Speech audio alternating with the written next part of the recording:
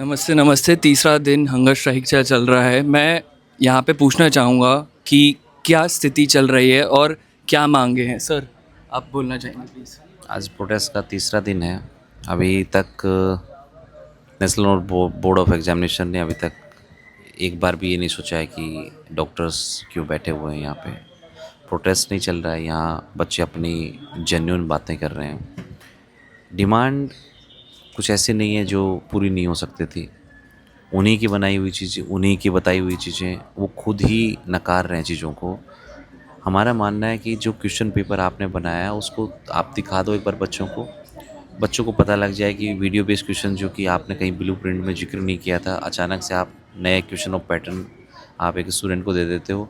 50 degree temperature में उस बच्चे से वो पेपर भी लेते हो, जिस पेपर में ना पंखे चल रहे थे ना एसी चल रही थी। बच्चा वोमेट होके गिर रहा था, बच्चा ऐसी सिचुएशन में था कि वो पेपर ही नहीं कर पा रहा था, फिर भी उस बच्चे ने पेपर दिया।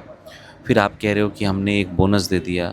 जब तक कोई भी आज तक का एग्जामिनेशन बॉडी हो, उन्होंने अपना रिजल्ट या कोई भी कंपनसेशन मार्क्स या बोनस जो वो देते हैं या क्वेश्चन मिस्टेक होती है, वो हर बार शो करते हैं। शो करने के बाद ही वो अपना रिजल्ट पब्लिश करते हैं। इन्होंने पब्लिश भी कर दिया और हम बताया भी नहीं। जब हमने पूछ गए उनसे तो उन्होंने उस चीज़ों को मैनिपुलेट करने के लिए ये कह के बात को टाल दिया कि 8 मार्क्स हम दे चुके हैं।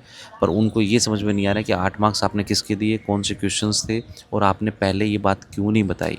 जब हम पूछने गए तब आपने बताई, इससे पहले भी आपने मार्क्स दिए, 1 नंबर 2 नंबर जब भी आपने मार्क्स दिए वो नोटिस के थ्रू आपने चिल्ला चिल्ला के कहा। और 8 मार्क्स दिए जो इतना बड़ा है, मंदिर में चढ़ावा भी चढ़ गया, पर्ची भी नहीं कटी और फिर कैसा चढ़ावा, है ना।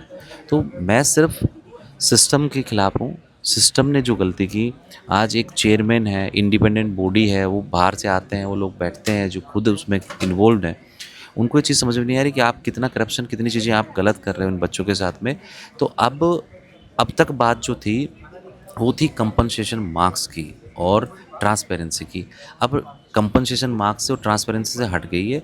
अब बात आ गई है चेयरमैन जो जो दो इंडिपेंडेंट टीम का है, जैसे नेशनल बोर्ड ऑफ एग्जामिनेशन का है, और दो दो जगह का चेयरमैन आप बन के बैठे हुए हो। अब मुझे ये बॉडी डिजोल और आपका रेजिग्नेशन चाहिए। क्यों? क्योंकि आप सबसे बड़े सपोले हो। उसके रीज़न ये है कि अभिजात सेठ हर कंट्री विजिट करता है, हर कंट्री में जाके मेडिकल सिस्टम को देखता है, वहाँ दीपक जलाता है, बड़ी बड़ी फ़ोटोएँ खिंचती हैं, मेडिकल सीएमई आप अटेंड करते हो। आप कैसे कह सकते हो या कैसे नहीं समझ रहे कि ये बाहर जो बच्चा पढ़ के आ रहा है वहाँ का सिस्टम गलत है।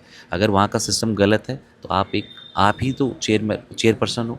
आप एक नोटिस निकाल दो कि एमबीबीएस अब्रॉड में अब से जो भी एडमिशन लेगा वो वैलिड नहीं होगा, बच्चा जाएगा ही नहीं, तो ये बीमारी होगी ही नहीं। तो आप बाहर भेज रहे हो बच्चों को और उन बच्चों के साथ में अत्याचार कर रहे हो। इंडिया में 1.5 करोड़ रुपए ये इन बच्चों ने नहीं दिया, तो आपने इन बच्चों के साथ में ये स्ट्रगल चालू कर दिया। ये सेम वो बच्चा है जो इंडिया में भी नीट क्वालिफाई के बाद एडमिशन लेता है, नीट क्वालिफाई के बाद में एमबीबीएस अब्रॉड में एडमिशन लेता है। तो आपने फिर ऐसे सिस्टम को बना रखा है। तो इंडिया में जब एग्जिट टेस्ट नहीं ला रहे तो इन बच्चों के लिए भी कोई टेस्ट नहीं होना चाहिए, इनको भी कैंसिल कर दो या फिर एग्जिट टेस्ट ले आओ। कि अब आप चाहते हैं कि वो चेयरमैन रिज़ाइन करें, बट जब आप बोलते हैं कि आप सिस्टम के अगेंस्ट हैं, सर मैं आपसे भी पूछना चाहूँगा, आप फार्मा के टीचर हैं, तो क्या लगता है कि ये जो लड़ाई है सिर्फ एग्ज़ाम की है, या फिर क्योंकि आप देखेंगे तो महाराष्ट्र में एक अलग डिबेट चल रहा है जहाँ पे होम्योपैथी की, मिक्सोपैथी। हाँ मिक्सोपैथी के वो लोगों को 1 साल का फार्मा का कोर्स सर आप खुद ही फार्मा के टीचर हैं, फार्मा का 1 साल के कोर्स से क्या कोई किसी को दवाइयाँ दे सकता है? तो एक्चुअल बैटल तो मॉडर्न मेडिसिन और आयुष का है। Absolutely it is very unfortunate thing. मुझे पहली बात तो ये नहीं समझ आता कि वाई अवर गवर्नमेंट और NB indirectly which is a government body only, why they are anti science and why they are anti students and more importantly why they are anti doctors. Remember, ये जो आप बच्चे यहाँ देख रहे हैं जो आज की डेट में जिनको बैठ के पढ़ना चाहिए, इनका नेक्स्ट एग्ज़ाम 2-3 महीने बाद है। It's a very tough exam, FMG exam. जिन बच्चों को इस वक्त बैठ के अपने कमरे में पढ़ना चाहिए वो आज बैठ के यहाँ प्रोटेस्ट कर रहे हैं, भूख हड़ताल पे बैठे हैं, और उसके साथ इसी पार्क में, इसी गार्डन में प्रोटेस्ट के साथ वो अपनी किताबें खोल के बैठे हुए हैं। सो पहली बात तो आप समझिए कि आप किन बच्चों से लड़ रहे हैं। ये बच्चे, they will be carrying the burden of health care in India. कल को आपकी फैमिली में, आपके रिलेटिव्स में किसी को भी कोई प्रॉब्लम होती है, हेल्थ रिलेटेड प्रॉब्लम, आपने इन्हीं के पास आना है। And what you are doing to them is very unfortunate, first thing. Second point is why government is so adamant. वो इतना मतलब आप मान के चलिए कि वो इतना अकड़ क्यों रही है, वो इतना मतलब ज़बरदस्ती क्यों कर रही है बच्चों के साथ। बच्चों की जो डिमांड्स हैं, it is their democratic right, it is their constitutional right, and moreover they are asking about transparency. क्या आपको नहीं लगता कि किसी भी सिस्टम में ट्रांसपेरेंसी होनी चाहिए? अगर ये अपने क्वेश्चंस पेपर के आंसर्स मांग रहे हैं, आपने पेपर गलत तरीके से अगर सेट किया गया है, अगर उसके लिए कंपनसेशन या मार्क्स मांग रहे हैं, it is the democratic right. Remember, यही बच्चे आपको फ्यूचर में जाके अगले 5 से 10 साल में इंडिया में, जहाँ पे ऑलरेडी डॉक्टर्स इतने डेफिशिएंट है, इन्होंने गांव-गांव जाके पर पेशेंट हज़ारों पेशेंट्स को इन्होंने ठीक करना है। और अगर अभी गवर्नमेंट इनके साथ सपोर्ट नहीं करेगी, सो आई डोंट थिंक अगले 5 या 10 साल में इंडिया का हेल्थ केयर सिस्टम कैसे क्रम्बल कर जाएगा, only god knows. So my question is very simple, as Jaswant is saying, a very reasonable demand, and to prove his reasonable demand he is sitting on fast, very unfortunate। remember, आप पढ़े लिखे बच्चों की बात सुनने में आपको क्या प्रॉब्लम हो रही है? remember, इन्हीं बच्चों पे आपने फ्यूचर में जाके रिलाई करना है, और इनकी जो डिमांड है हाईली ट्रांसपेरेंट है, and it is their democratic right. Plus moreover, अगर इनकी डिमांड्स मानी जाती है, किसी भी सिस्टम में अगर ट्रांसपेरेंसी आती है, it should be a welcoming step. इसी से आपका देश मजबूत होगा। आप इनको इग्नोर क्यों कर रहे हैं? क्या आप इंस्टीट्यूट्स को में सुधार नहीं चाहते? क्या आप नहीं चाहते कि आपका सिस्टम और फ्यूचर में बेटर हो? अगर आप ऐसा नहीं चाहते तो आप इनकी बात इसीलिए नहीं मान रहे हैं। आइडली आपको आना चाहिए विदाउट इवन प्रोटेस्टिंग। आपको इनको इतना टाइम नहीं देना चाहिए कि इनको प्रोटेस्ट पे बैठना पड़े। इनका काम है पढ़ाई करना और पेशेंट्स को देखना। आप इनका टाइम वेस्ट कर रहे हैं, और मोर ओवर इंडिया में हर सिटीज़न के साथ एक आप नाइंसाफ़ी कर रहे हो, क्योंकि उनको कल को डॉक्टर्स की ज़रूरत होगी, उनको डॉक्टर्स नहीं मिल पाएंगे।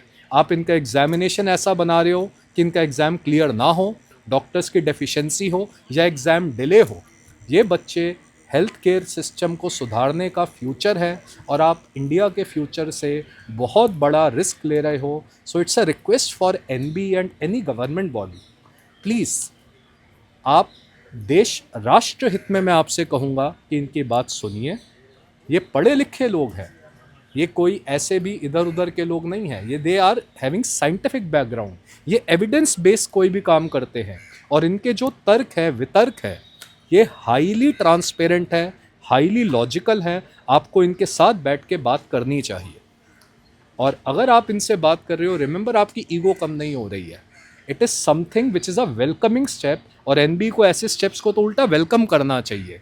ये बच्चे यहाँ बैठे हैं, आइडली आपको इनको अपने ऑफिस में जाके बुलाना चाहिए, या आपको फटाफट यहाँ आके इनसे बात करनी चाहिए, और ऐसी नौबत नहीं आनी चाहिए कि इनको प्रोटेस्ट पे बैठना पड़े, फास्टिंग करनी पड़े।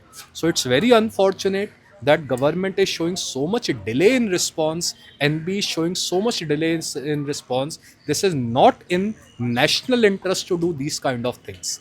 So I strongly demand on the behalf of every student here, every future doctor here, Jaswant and all other faculties, medical faculties also, we strongly demand that please listen to them and please accept their demands. It is only for nation building. ये आपके लिए ही अच्छा है, किसी system को सुधारने के लिए काम कर रहे हैं, ये बर्डन नहीं बना रहे सिस्टम को। So please government, they should think about it. Absolutely. Sir, आप कुछ बोलना चाहेंगे? मैं यहाँ 3 दिन से देख रहा हूँ, यहाँ पे हमारे बड़े भाई बैठे हुए हैं हंगर स्ट्राइक पे। एंड द मेन थिंग कि सबसे जो बड़ी चीज़ है, जैसे सर ने बताया, सदन सर ने बताया, जो मेन क्रीम है, जो डॉक्टर्स यहाँ बैठे हुए हैं, सबसे बड़ी मजे की बात है, डॉक्टर्स को नहीं बैठना चाहिए प्रोटेस्ट पे। अगर ये यहाँ बैठ जाएंगे तो फिर काम कौन करेगा? और एनबी के साथ मिनिस्ट्री ऑफ हेल्थ या कोई भी और भी डिपार्टमेंट्स हैं, वो नज़रअंदाज कर रही है हमें। ना ही किसी का रिस्पॉन्स आया अभी तक, ना ही कुछ जवाब आ रहा है। That's a very bad thing, it's going on right now. जैसा कि ये सब अभी पढ़ने चाहिए थे, ये पढ़ के पास होंगे, डॉक्टर बनेंगे। यहाँ का एक एक बच्चा जो बैठा हुआ है, ये 2-2 हज़ार लोगों का every month and every year ये जाके ट्रीट करने वाले हैं। अगर यहाँ पे अभी 100 बच्चे भी बैठे हुए हैं, इसका मतलब कि इनडायरेक्टली लाख्स ऑफ जो सिटीजन्स इंडिया को इफेक्ट हो रहे हैं आने वाले कल में। तो ये देखना चाहिए इन लोगों को, और रिस्पॉन्स नहीं आ रहा, इट्स वेरी बैड थिंग। और पता ना बैठे क्यों है वहाँ पे, ये जब बनाया ही हमारे लिए गया हुआ है, एनबी के लिए, एनबी किस लिए बनी हुई है, इन चीज़ों के लिए बनी हुई है, और वही रिस्पॉन्स नहीं कर रहे हैं। ये बहुत ही ज़्यादा जाती हो रही है। और मैं रिक्वेस्ट करूँगा और भी डिपार्टमेंट से, जो भी मिनिस्ट्री ऑफ हेल्थ है, फैमिली वेलफेयर्स हैं, उन लोगों को भी बीच में पढ़ना चाहिए। ठीक है, हम तो यहाँ बैठे हुए और बैठे रहेंगे, और भी लोग आते रहेंगे, भीड़ बढ़ती जाएगी, और जब तक ये सॉल्व नहीं होता है, we are not going to give up, we are not going to give up. Because अगर गिव अप हम इस बार कर देंगे तो फिर जो भी बाहर की जो चीज़ें हैं वो लोग गिव अप कर देंगे, तो हमारा कुछ रिजल्ट नहीं मिलेगा। फिर ना एक सिस्टम जो है ना, वो सिस्टम कमज़ोर पड़ जाएगी। तो इस बार जवाब देना पड़ेगा, आना पड़ेगा यहाँ पे और बैठ के जवाब देना पड़ेगा, और जो प्रॉब्लम है सॉल्यूशन देना पड़ेगा उसे। Thank you. Absolutely. Jaswant sir and Ashish sir, मैं आपसे, हाँ जी, आई जस्ट वॉन्ट टू से द लास्ट वर्ड। मैं एनबी और गवर्नमेंट को एक बात सिंपल सी कहना चाहता हूँ। देखिए, आप आज आए या कल आए, आपको आना तो पड़ेगा ही। This is for sure, because what they are asking is a very transparent thing and they are very well wisher of this country. So it's better कि NB as soon as responsible एक अपना जवाब बनाए, इनसे आके मिले, संवाद करे, और कोई भी मतभेद है उसको सॉल्व करे। एब्सोल्युटली। जसवंत सर, मैं आपसे लास्ट चीज़ पूछना चाहूँगा, क्या आपको लगता है this everything that is happening right now, is it part of a bigger problem? Of course एक बड़ी प्रॉब्लम है। और उन लोगों को, मुझे तो बस सिर्फ इस बात का बुरा लगता है कि ये कोई मुहिम चलती है, कोई चीज़ जस्टिफिकेशन कोई इंसान मांगता है, उसको 20 दिन 25 दिन के बाद भी झुकना है। तो आज झुकने में क्या दिक्कत आ रही है? कल तक हम सिर्फ उनसे बात करने के लिए जा रहे थे इतने रेस्पेक्टिव मैनर्स में, लेकिन आज हमने उसको बात को बंद करके रेजिग्नेशन मांगने की नौबत आ गई। क्यों? क्योंकि आपने अपना दुर्व्यवहार शो कर दिया, आपने अपने रियल फेसेस शो कर दिए। और 1.5 करोड़ में जब आप यहाँ एमबीबीएस कराते हैं तो वो डॉक्टर कैसे एलिजिबल है? मेरे तमाम जितने भी टीचर्स आ रहे हैं या और भी हमारे साथ जुड़ रहे हैं, सब आईएमजी हैं। और आईएमजी एफएमजी में कोई डिफरेंस नहीं है, दे ऑल आर डॉक्टर। अगर आप डॉक्टर को डॉक्टर मानेंगे, आप दिल्ली के तमाम हॉस्पिटल में चले जाइए, फ्रंट लाइनर कौन है? सारे जीआर, सारे एफएमजीज हैं। आप INICT में चले जाइए, टॉप 100 में अभी जो सीटें आ रही हैं वो, तो फिर डर बात किस बात का है? जब क्वालिटी आप इंश्योर कर रहे हैं कि स्क्रीनिंग एग्ज़ाम की क्वालिटी है, तो स्क्रीनिंग एग्ज़ाम की क्वालिटी तक रहने दीजिए आप उसको सुपर स्पेशलिटी मत समझिए। अगर सुपर स्पेशलिटी का एग्ज़ाम लेना है तो आप मेरिट बनाइए। ये मेरिट वाले बच्चे नहीं हैं, ये वो बच्चा है जो MBBS करके आता है, विदाउट इंटर्न बच्चा होता है, और जब इंडिया में इंटर्नशिप करता है उसके बाद में वो प्रैक्टिस करता है। तो बेटर है ना, उन बच्चों को आप रूरल एरिया में जॉब दो, उन बच्चों को आप यूज करो। ये बच्चा यूज होना चाहता है, ये बच्चा काम करना चाहता है, ये भूखा है। जो बच्चा भूखा है काम का, उसको देश को चाहिए।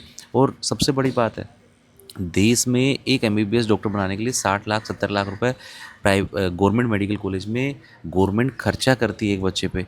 ये इसमें इन मतलब गवर्नमेंट का एक सिंगल रुपया खर्चा नहीं हुआ। तो इनको देश में डॉक्टर मिल रहा है, वो भी फ्री में। हेल्थ सिस्टम को सुधारना चाहिए आपको। आप होम्योपैथिक या जितने भी डिफरेंट ब्रिज कोर्स ला रहे हैं एक साल में, ये तो MBBS है, इनको ही दे दो।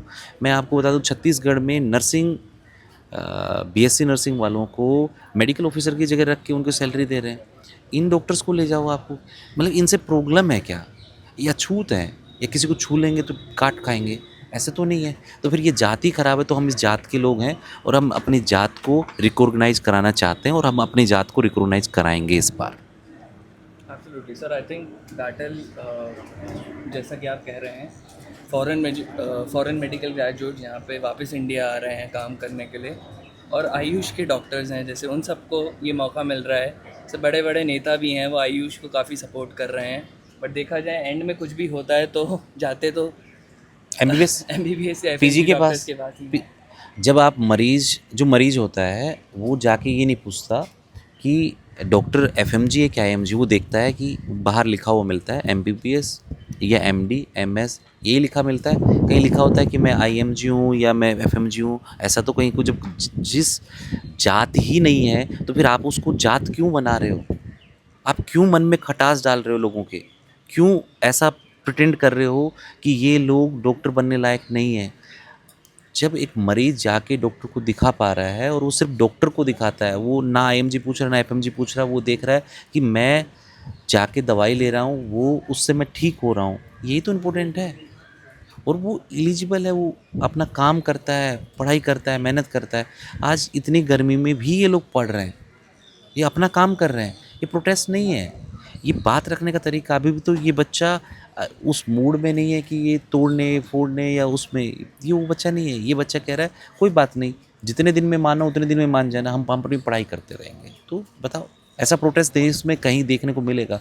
मैं तो ये बता रहा हूँ, इस प्रोटेस्ट को हर इंसान को आके देखना चाहिए और सीखना चाहिए कि एजुकेटेड लोग कैसे प्रोटेस्ट करते हैं। जो आप लोग कहते हैं फर्स्ट ग्रेड, वो लोग जो एजुकेटेड हैं, जो डॉक्टर्स की रेपुटेशन, जिसको लोग कहते हैं भगवान माने जाते हैं, तो एक भगवान, जिनको आप भगवान कहते हैं, उनका प्रोटेस्ट देखो एक बार कि आपको वो प्रोटेस्ट कैसा करते हैं, वो कैसे अपनी बात रखते हैं। तो सभी को एक बार आना चाहिए, देखना चाहिए कि ये प्रोटेस्ट क्या है, समझना चाहिए, इनकी पीड़ा समझनी चाहिए, इनके साथ क्या गलत हो रहा है उसको समझना चाहिए।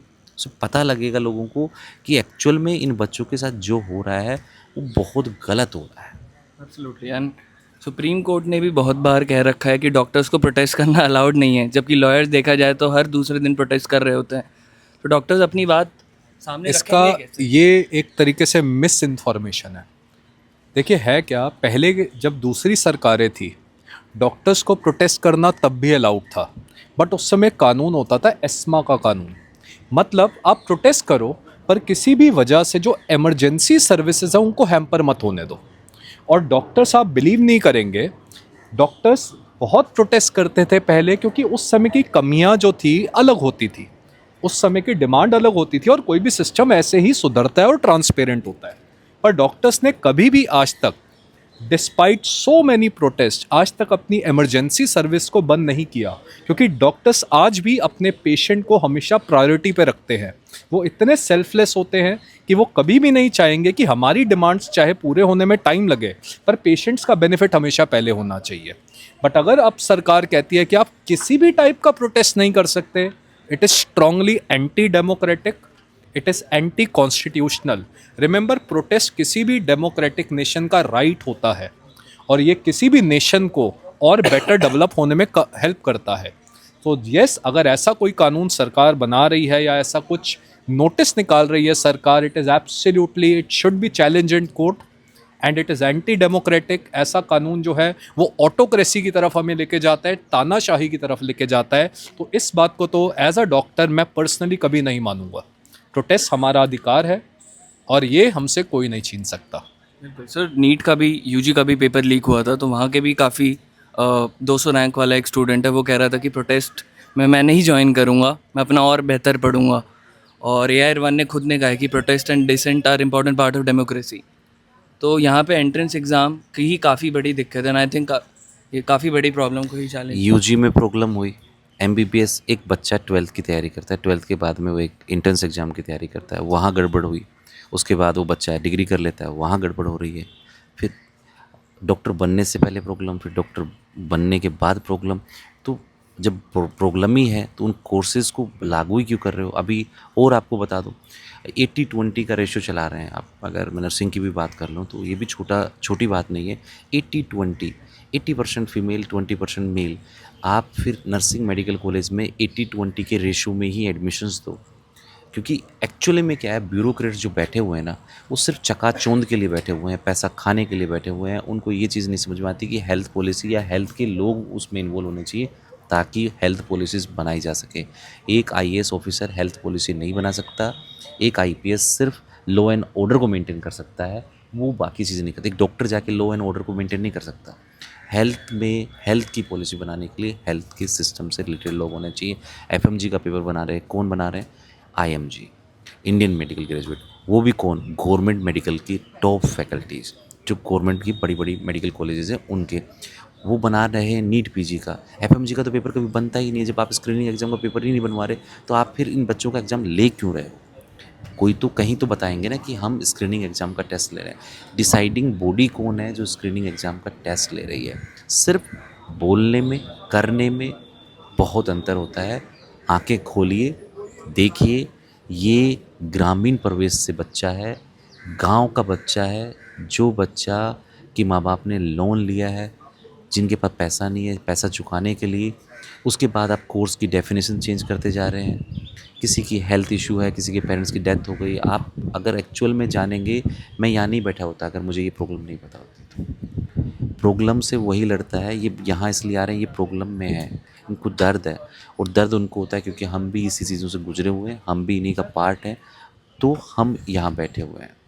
आज मैं बोल दूंगा तो 100 बच्चे यहाँ अभी हंगर स्ट्राइक पे आ जाएंगे।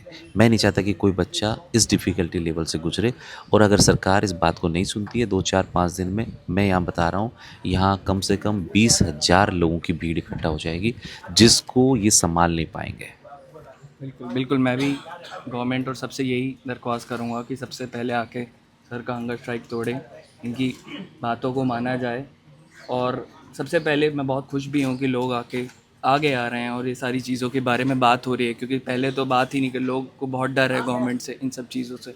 मैं बहुत खुश हूँ और मैं गवर्नमेंट से यही दरख्वास्त करूँगा सबसे पहले सर का आके हंगर स्ट्राइक तोड़ें और प्लीज़ उनसे मिलें। Thank you so much sir, thank you sir. हम 3 दिन से हैं यहाँ पर, और एक्चुअली हम लोग यहाँ पे प्रोटेस्ट कर रहे हैं, और हम एफएमजी के स्टूडेंट हैं, और हमारी एक्चुअली हमारी डिमांड हम नहीं है, हमारा राइट है हमें मांगने का, ठीक है।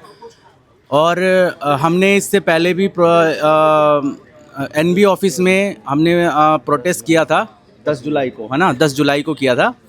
उसके बाद फिर 10 जुलाई के बाद फिर हम गए थे 3 अगस्त को जंतर मंतर भी गए थे, ठीक है। वहाँ पर फिर 3 अगस्त को जंतर मंतर गए, वहाँ पर क्या हुआ था कि हमारे डेलीगेशन को बुलाया गया था एनबी ऑफिस में, और फिर एनबी ऑफिस वालों ने बोला गया था कि 3 वीक का और 2 वीक का टाइम हमें दिया जाए। हम 2 वीक के बाद हम अपनी कमेटी बनाएंगे, कमेटी बनाने के बाद हम उसमें जो है वेरिफिकेशन जो उनका प्रोसीजर है वो अपना करेंगे लीगली, ठीक है। तो वो भी फ्रेम हमने 2 वीक का दे दिया था उनको वो टाइम, ठीक है। 2 वीक के बाद फिर उन्होंने 24 आवर का मांगा, फिर 24 आवर में हमारे डेलीगेशन शायद गए थे, उनसे बात की तो उन्होंने कुछ मांगे रखी, लेकिन जो हमारा मेन है, हमें कंपनसेशन चाहिए, क्योंकि इस एग्ज़ाम में इन्होंने बहुत ही ऐसा समझ लीजिए कि मतलब आपको एक पैथेटिक सिचुएशन में आपको दिया गया। वहाँ पर आप एग्ज़ाम में गए, आपको एक तो टेम्परेचर के साथ लड़ना था, वहाँ पर इन्वायरमेंट ऐसा था कि बच्चा आपका पसीना पोंछने में ज़्यादा वो इन्वॉल्व था या क्वेश्चन में वहाँ पे इन्वॉल्व करेगा। आपने इस हिसाब से वहाँ पे टीसीए ने जो भी ऑर्गेनाइज़ किया था वो एक्चुअली बहुत ऐसा मैं समझ रहा हूँ कि किसी एग्ज़ाम में शायद ऐसा नहीं होता, तो उस हिसाब से इन्होंने ये काम किया है, ठीक है। और दूसरी बात ये है, मुझे कंप्लेन ये है कि जो बच्चे रिपीटर होते हैं उन रिपीटरों का ये पुराने वाले एग्ज़ाम्स का रोल नंबर मांगते हैं एनबी वाले, ठीक है। दूसरा पॉइंट मेरा ये है कि इनको बायोमेट्रिक के लिए क्यों ही हमारे एग्ज़ाम का जब हमारा टाइम होता है वो हमारा बहुत क्रूशियल टाइम होता है, हम अपना पूरा का पूरा प्रेजेंस, हमारा प्रेजेंस ऑफ माइंड, हमारा फोकस, हमारा कंसंट्रेशन ऑल टोटल हमारे क्वेश्चनों पे होता है, और आप बीच में आकर के 10-15 मिनट 20 मिनट ख़राब करते हो हमारे बायोमेट्रिक लेने में। उसमें बच्चा क्या करता है कि आप बायोमेट्रिक देते देते बच्चा फोकस नहीं कर पाएगा क्वेश्चनों पे, और हम अगर बोलते हैं कि आप बाद में लेके आओ तो वो बोलता है कि सर आपको बायोमेट्रिक देना पड़ेगा, अगर बायोमेट्रिक नहीं दोगे तो हम आपका एग्ज़ाम नहीं लेने देंगे। इस तरीके की बातें होती हैं। बहुत से बच्चे ऐसे होते हैं जहाँ पे उनके स्क्रीन अपने आप रुक जाते हैं या फिर माउस की दिक्कत होती है, ये सारे अफेक्ट करते हैं। अगर किसी को भी आप किसी भी स्टूडेंट को बिठाओगे, उनसे पूछना कि अगर ये माहौल आपको दे दिया जाए, कौन सा इस माहौल में बच्चा स्कोर कर जाएगा, कौन सा इस माहौल में बच्चा पास हो जाएगा। ये सारी चीज़ें मुझे लगता है कि एक तरीके से देखो, ऑनेस्टली बोलूँ तो ये ट्रैप लगता है मेरे को, सीधी सी बात है, ऑनेस्टली बोलूँ तो ये सारी चीज़ें हुई हैं जिसके वजह से हम कुछ नहीं कह रहे, हमें कंपनसेशन चाहिए और ट्रांसपेरेंसी चाहिए, हमारा ये है मुद्दा। बाकी आप कुछ कहना चाहो? सर ये जो है प्रॉब्लम है हर साल का, टीसीएस जो है हर बार एग्ज़ाम कंडक्ट करवाती है, हर साल इनका निगेटिव रिव्यू जाता है, पर एक बार भी ऐसा कुछ रिस्पांस हुआ ही नहीं है इनकी तरफ से। हर बार का ये है, बहुत साल से ये हो रहा है कि ट्रांसपेरेंसी हमें चाहिए, हम जो कर रहे हैं हमें बताओ, हम गलत है ऐसा ही है, तभी तो हम आगे अपना सुधारेंगे। इनका रिप्लाई आता है कोर्ट केस करो। कोर्ट केस बहुत सारा चल रहा है, अभी तक में बहुत सारा ऐसा होगा, चल रहा है, आज होगा कल होगा, कोर्ट केस चल रहा है। नीट पीजी भी लगाए हैं उसने, केस चल रहा है। इस बार का मेन मुद्दा सर ये है, मेन फोकस ये है कि जब हम गए एग्ज़ाम सेंटर पे, तो इस बार का एक भी ऐसा एग्ज़ाम सेंटर नहीं है टीसीएस का, होगा एक दो नहीं पता, पर मैक्सिमम जो है उसमें कुछ फैसिलिटीज़ नहीं है। आपको एक बंद कमरे में 100 स्टूडेंट 200 स्टूडेंट का रख दिया जाता है, ठीक है, आप चलो फिर भी वहाँ तक रजिस्टर्ड हो, आप बायोमेट्रिक्स के लिए जाओगे, पहला बार होता है, आप बैठ गए। अब मान लो एग्ज़ाम में वॉशरूम आपको आ गया, अब उसके लिए अगर आप वहाँ से उठ रहे हो तो वो टाइम आपका इंक्लूड हो रहा है टेस्ट में, आपका वो टाइम जा रहा है। अब वहाँ से फिर वॉशरूम से आ गए तो आपको फिर से बायोमेट्रिक्स देना है, ऐसा तो नहीं होना चाहिए। आप वहाँ पे क्या, आपके अंदर का ही ना वॉशरूम है, वो बाहर का तो वॉशरूम है नहीं, आपके अंदर का ही वॉशरूम, हम क्या कर लेंगे वॉशरूम में जाके। हमें आप इतना अच्छे से चेक इन करते हो बाहर में, कुछ नहीं हो सकता। पहला टाइम वहाँ पे खराब हुआ। आपने ये माना भी है, इस बार माना है कि हम इस बार बुला रहे हैं टीसीएस को और हम उनका रिव्यू लेंगे। पहले आपने आज तक क्यों नहीं माना? बहुत साल से ये डिमांड थी। दूसरा ये था, इस बार हम लोग सडनली एग्ज़ाम दे रहे थे, एक इनका है कि गए हम लोग एग्ज़ाम दे रहे थे तो एक वीडियो क्वेश्चन आता, पहला वीडियो क्वेश्चन, आप 4 इमेज दिए हो वीडियो में, या तो 4 इमेज आप ऐसे दे, 4 इमेज हम सडनली देख सकते हैं, आप उसी इमेज को 10-10 सेकेंड 5-5 सेकेंड ले करके हमें दिखा रहे हो। मतलब उनका ये है कि हम टाइम तुम्हारा कंज्यूम करना चाहते हैं, हम तुमको टाइम नहीं देना चाहते हैं। उसके बाद आया वीडियो क्वेश्चन, चलिए एक आया, एक दो संभाल लेगा स्टूडेंट, ठीक है, एक दो आ रहा है, 20+ वीडियो क्वेश्चन है। अब जो हम पढ़े हैं, हम तो अभी थ्योरेटिकली पढ़ रहे थे, अब वहाँ पे हमें सडन वीडियो क्वेश्चन आया, टाइम उतना मिल नहीं पा रहा है, आदमी के दिमाग पे जाएगा ही भाई, वो वहाँ पे इतना प्रेशर होता है एग्ज़ाम के अंदर में, वो कंट्रोल नहीं कर भाई, कांपने लगता है वो। ये हो गया, फिर हम लोग दूसरा सेंटर हुआ, दूसरा बार गए एग्ज़ाम देने के लिए, फिर से दोबारा सेकंड इनिंग में जाते, उसमें अप्रॉक्स मैक्सिमम क्वेश्चन थे वीडियो वाले, जो आपको करीब 30 सेकेंड 40 सेकेंड ऐसे ले रहे थे। 30-40 सेकेंड का वो क्वेश्चन और प्लस वो 30 सेकेंड वीडियो प्लस क्वेश्चन। और दिक्कत कहाँ है, आप क्वेश्चन पढ़ोगे उसके बाद आप वीडियो देखेंगे। हम क्वेश्चन पढ़ लिए, वीडियो देखने आ रहे हैं, अब हमको वीडियो के बाद फिर हमको क्वेश्चन देखना है कि क्वेश्चन में हो सकता है कुछ हम छूट गया हो। अब फिर वीडियो देख क्वेश्चन देखने के लिए हमको फिर ऊपर स्लाइड करना पड़ेगा। ये टाइम सिर्फ जा रहा है और कुछ नहीं हो रहा है। इस बार ये था कि हम लोग ने पहला जुलाई में प्रोटेस्ट किया, 10 जुलाई को एनबीई के पास, तो उनका कहना ये था कि हम कुछ नहीं दे सकते हैं, आप सुप्रीम कोर्ट जाओ। सुप्रीम कोर्ट गए, हम लोग केस फाइल किया, तो वहाँ पे टाइम लगेगा। तो फिर हम लोग ने जंतर मंतर पे 3 तारीख को प्रोटेस्ट किया। उन लोगों ने हमारे डेलीगेशन को बुलाया, वहाँ पे डेलीगेशन वहाँ पे गए, डेलीगेशन से इन्होंने अच्छे से बात किया कि हाँ ठीक है, हम एक कमेटी बनाते हैं जिसका 2 वीक में आपको रिजल्ट देंगे, कमेटी का रिव्यू होगा, उसके बाद आपकी जो डिमांड है कि एग्ज़ाम का ये फेयरनेस होना चाहिए, समझ आए, सारी चीज़ें वो बोले कि हम इसको रिव्यू करके आपको बताएंगे। अब हुआ ये है कि जो पहले 18 तारीख 17 तारीख को रिजल्ट आने वाला था वो नहीं आया। 18 को इन लोगों ने बुलाया मेरे डेलीगेशन को, हमारे डेलीगेशन गए 18 तारीख को। 18 तारीख को जब गए डेलीगेशन, तो वहाँ पे इन लोग बोल रहे हैं कि ठीक है, आज हम आपको बता रहे हैं, सब कुछ हो गया कि हम एग्ज़ाम 3 बार, भाई 3 बार हमको चाहिए नहीं एग्ज़ाम कंडक्ट करवाना, हमको क्या मतलब 3 बार एग्ज़ाम कंडक्ट कराने से, आप एक बार एग्ज़ाम लो लेकिन फेयर तो लो आप। वो हुई। दूसरी बात ये थी कि वीडियो वेस्ट क्वेश्चन पे हमने 8 मार्क का कंपनसेशन दे दिया है, ग्रेस मार्क दे दिया है। आपने दिया है हर बार 2025 के जनवरी वाले एग्ज़ाम में एक क्वेश्चन था जो उनके तरफ से रॉन्ग था, तो उनने सबको मार्क दे दिया। इस बार का जो गैजेट रिलीज हुआ एग्ज़ाम के पैटर्न वाला, रिजल्ट वाला, उसमें लिखा हुआ है कि एक क्वेश्चन है जो सबने, वो क्वेश्चन ही गलत था, आंसर उसका गलत था, तो सबको 1-1 नंबर मिलेगा। और दूसरा क्वेश्चन वो था जिसके 2 करेक्ट आंसर थे, तो जिसने करेक्ट किया उसको कोई आंसर, उसको 1 नंबर मिलेगा, दोनों में से एक आंसर करेक्ट किया तो, और जिसने करेक्ट नहीं किया उसको कोई नंबर नहीं मिलेगा। तो ऑफिशियली 1 ही नंबर मिल रहा है, या फिर जिन्होंने 1 करेक्ट किया 1 नहीं किया तो 2 नंबर मिल रहा है, ठीक है। ये बोल रहा है 8 नंबर, हमको कैसे पता 8 नंबर आप कर रहे हो? हर चीज़ बोलने से नहीं होता है, आप ऑफिशियल रिलीज करो ना। ये हुआ। इसके बाद जब सर ने, इन्होंने बात की, हमें डेलीगेशन ने बात किया, तो बोला कि हमें 24 घंटा का टाइम दीजिए। पहले तो उन्होंने बोला ये कि मात्र 14 क्वेश्चंस है वीडियो वेस्ट, जिसमें से 8 नंबर हम दे चुके हैं। मतलब आपका 8 नंबर गलत हो, 8 क्वेश्चन आप गलत कर रहे हो, बस 19 सब्जेक्ट में से 8 क्वेश्चन आप गलत कर दे रहे हो, और ये सोच रहे हो कि हम गलत कर रहे हैं, स्टूडेंट को हम ये चीज़ दें, ठीक है। वो हुआ। उसके बाद 24 घंटे के बाद हम लोग ने फिर गया, इन लोगों को बोला गया कि आपको हम वीडियोज़ दिखाएंगे, आप अपने 4-5 स्टूडेंट को लेके आओ, हम वीडियोज़ दिखाएंगे, क्योंकि अभी नीट पीजी का एग्ज़ाम आने वाला है, तो हमारा कुछ स्टोर रूम है, डाटा है, इसीलिए हम आपको दिखाएंगे।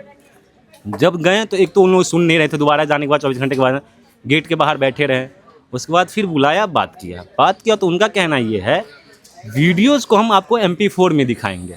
ये कौन सी बात हुई? आप वीडियोज़ हम देख के आप हमको MP4 में क्यों दिखाओगे? आप वीडियोज़ दिखाओ ना। आपसे तो हम बोल तो रहे, आप कुछ मत करो, कभी का नहीं। आप इस साल का 300 क्वेश्चन हमें दिखा दो।